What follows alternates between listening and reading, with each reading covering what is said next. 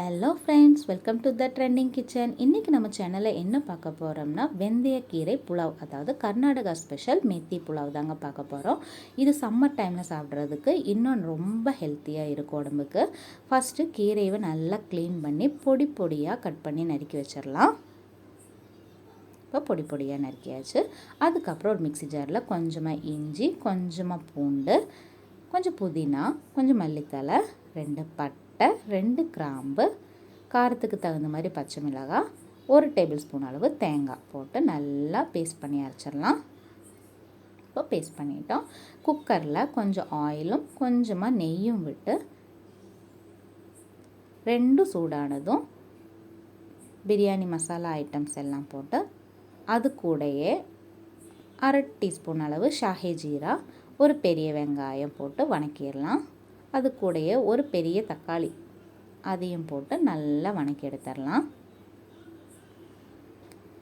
இப்போ நல்லா வணக்கினதுக்கப்புறம் அரைச்சி வச்சுருந்த பேஸ்ட்டு ஊற்றி இதோட ஸ்மெல்லு போகிற வரை வணக்கிடலாம். ஒரு 2 நிமிஷம் மீடியம் ஃப்ளேம் வச்சு நல்லா வணக்கி எடுத்ததுக்கப்புறம் நறுக்கி வச்சுருக்கிற கீரை அதையும் போட்டு நல்லா வணக்கிடலாம்.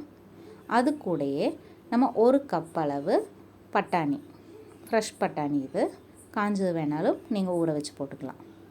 இது வெந்தயக்கீரையோட கசப்பு தெரியாமல் இருக்கிறதுக்கும் நல்ல டேஸ்ட்டாக இருக்கிறதுக்கும் போடுறது.